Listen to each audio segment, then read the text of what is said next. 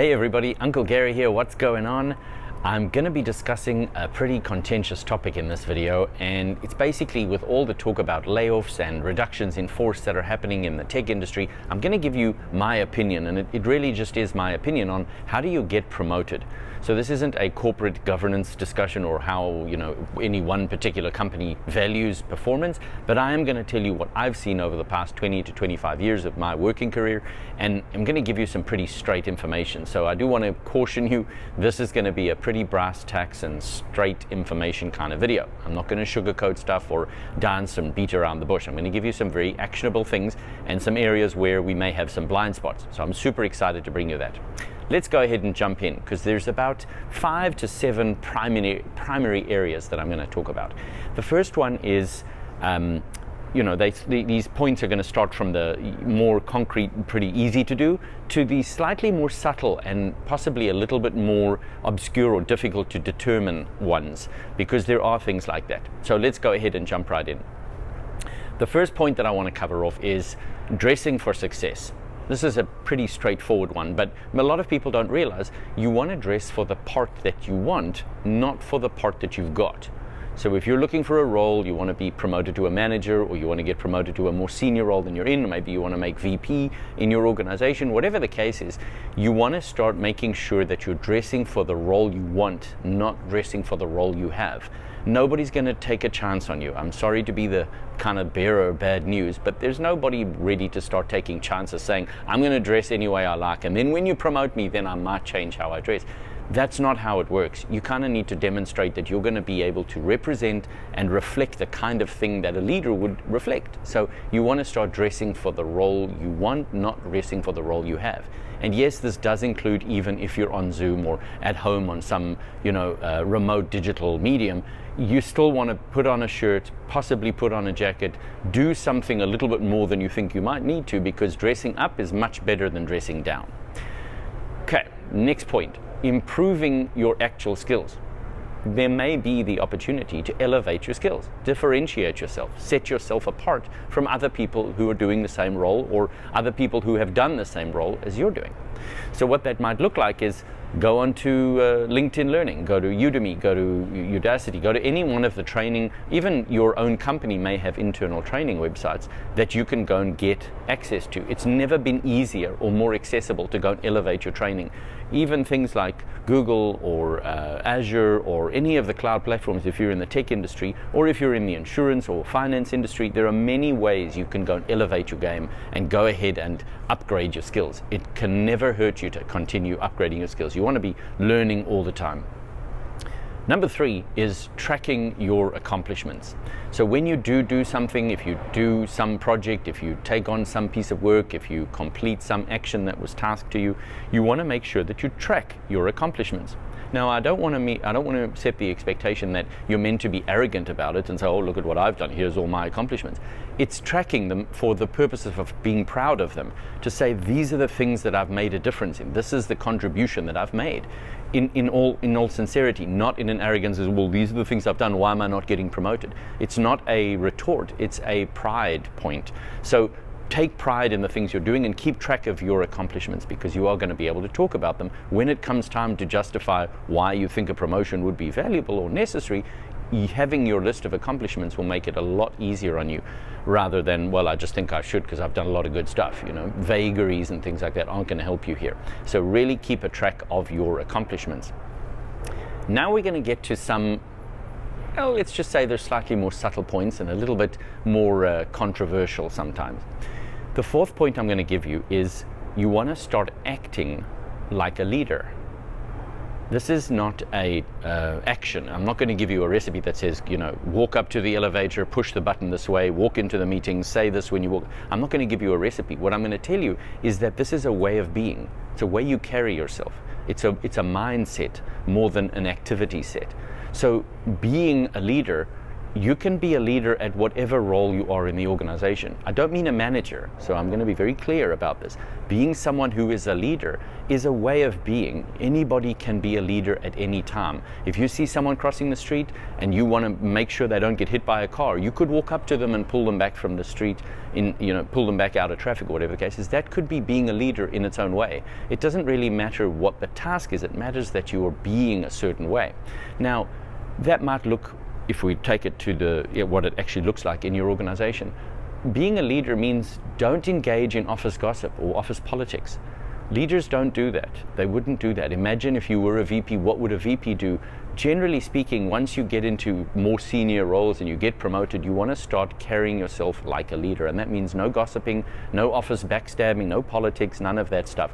Don't go home and bicker and, side swipe at your team members, etc. The other thing is taking pride in your work, doing a good job. Be proud of the work that you do. Don't do it to say, well, there, I did it. Okay, they asked me and I did what they asked me. What do they want from me?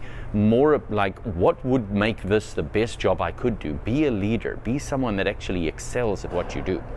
The extent of that might be owning a project, like take ownership. I don't mean own it, it's your project, like you commissioned it. But if someone gives you a task, a project, own it from start to finish. That's a way of being. Like, take ownership over it. Pretend it's yours. Pretend you cared about it like it was yours, even if it's not yours, even if it's someone else's project. Maybe it's someone else's activity. Maybe you're helping with a sales endeavor. Maybe you're helping a customer and they're not your customer, you're just helping out. But take ownership. That's a way of being. It's being an owner, being accountable. Like, consider this as your business. If you were the CEO of your company, what would you do if this was something that was happening? Like, take that level of ownership. And lastly, leaders raise the level of performance of the teams around them. You want to be known as someone that anytime you're there, the whole team's levels of performance go up. You don't want to be known as, hey, I did my stuff and I don't know what everyone else is doing, why don't they promote me? That's not what leaders do. Leaders elevate the whole team around them. That's why I'm giving you a promotion will be worth your company's while. It's not just because you've done the work and you're expecting it because you think you're owed the promotion. This is another really straight message. You're not owed anything. Nobody owes you anything. Even if people tell you if you've been here 3 years you should get promoted, nobody owes you anything, unfortunately. And that's a tough message to hear. But it's also a really beneficial message to hear, because once you get that nobody owes you anything, it's up to you what you're going to create out there, not up to what people are going to owe you, or you can get disgruntled because you aren't given what you thought you were meant to get. So that's what it looks like being a leader. You really want to take that to the next level where you're demonstrating leadership in everything that you do. The last couple of points, you may get to the point where you need to ask for the promotion. And this is a tough one. A lot of people don't know how to go to their manager or their manager's manager in conversations or whatever, and actually say, I'd really like a promotion. I think I've done these things. I've captured all the things that I've had an impact on, and I'm really proud of what I've got to do. And I'd love to be able to take my contributions to the next level. I'd love to have an opportunity to make a bigger impact in our team. So actually asking for the opportunity, you may get to do that. But here's the kicker. When you ask for the promotion, you want to do it in a confident way and in a way that I call unattached. You don't want to be attached to it. If you're like, if they don't give this to me, they can go to hell, and I don't want to work for a company that doesn't recognize my value. The moment you're cynical and resigned like that, the game is up. It's not really going to work. So you want to be unattached. Maybe they give you a yes, maybe they give you a no. I don't know. But either way, you want to be able to deal with a yes or deal with a no. If you can't be with a no, you're not ready to take on a leadership role yet. So consider this as like in sales. Sometimes you get a yes in sales, sometimes you get a no. But it doesn't really make a difference. You carry on going anyway. And that's what you're going to do when you ask for a promotion. Last couple of points, staying the course. Getting promoted is not a one-time, I'm going to do it for 20 minutes and then I expect the promotion, and otherwise I'm just going to get, cynical and pissed off and whatever the case is. You want to keep your game in the form of a marathon, not a sprint. Getting promoted is a longer-term activity, or a medium-term activity, should I say. So what that looks like is staying the course, revisit it every 6 months, keep track of the meetings you have with your manager, your manager's managers, other people around you, and look at making sure you're tracking all of your accomplishments so that every 6 months you have the tangible results that you can show you've contributed to that would warrant giving you a promotion.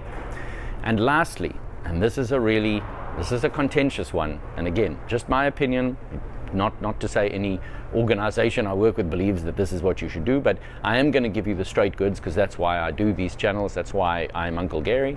The real truth is that in some cases, in some organizations, and for some people, it's not a rule, but it does happen.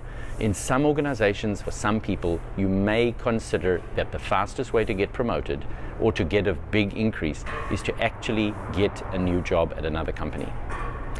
Now, I'm not suggesting everyone run out and leave the company that you're with. If you've got a great job and you're loving what you do and you've got a good company that you work with, stay with them. It's all good. If you find that no matter what you've tried, after a number of 6-month cycles, you're still not getting promoted, well, the possibility exists that it may be easier finding another job where you can go to that level that you want to get to or get promoted. In salary increase. It may actually be faster getting a salary increase as you change jobs. You don't want to do it too frequently, but the reality is, if I'm bringing a cold light of day view of this, maybe your organization isn't able to promote you at this time. A lot of people believe that their manager can just say yes. If I ask for a promotion, my manager should just say yes because I've worked so hard, or whatever you believe. The reality is maybe your manager doesn't actually have the headcount or the budget or the even authority to promote you without getting additional line or levels of approval. That's a tough message. Some managers don't want to be seen as incapable of giving a promotion to anyone on their team. They want to still maintain their status, their elevation in the organization, their level of authority. So your manager may not tell you to your face, I don't have the permission to actually promote you. I don't have HR approval, we don't have headcount, I don't even have budget, I cannot approve you. They won't say that to your face. But the reality is, the sad truth is, a lot of the times it's not possible for your manager to promote you no matter how good of a job you're doing. So that's why I say sometimes it may benefit you to look for a job that's at another organization, and it may serve you to do that. So there it is. Those are the 7 points. Dress for success. You want to dress for the role you want, not the role you've got. Improve your skills, elevate your game, keep taking it to the next level. Track your accomplishments. Make sure you keep this, if not for your company you're with, at least for the company that you're going to join, where you can say, this is what I've been doing. And then acting like a leader. This is a way of being. It's an approach. It's not a recipe of tasks. So it's how you're going to think about, am I being a leader in this moment? Is this what a leader would do? What would a VP, if I want to become a VP, what would a VP do? And then asking for the promotion. You may get the opportunity to go ahead and ask for it. That's what leaders do sometimes. They ask for the business. So that might be something that you get to take on. And then staying the course. Revisit this every 6 months. It's a cycle. It's a continual evolution of as you grow in your career. And lastly, if all else fails, there may be an opportunity to consider looking for a new job at a different organization. Take that last one very carefully, because you might be working for a great company and you want to weigh up the feasibility of that. You don't want to find yourself without a job, so make sure you get a new job before you leave the first one. That's a useful word of advice in a somewhat, let's just say, contentious market at the moment, or at least there's a lot of upheaval in the market. So be safe out there, and I hope you got value from this. Go ahead and tell me what you did get out of this. If there was a point that you hadn't thought of for yourself, give me a comment down below, and always please like and subscribe. It helps this video spread and helps the algorithms realize that I'm trying to make a difference with people. So if you like the video, it spreads it, and if you subscribe, you stay connected to my channel, and you can even click that little bell icon and it'll tell you when I release a new video.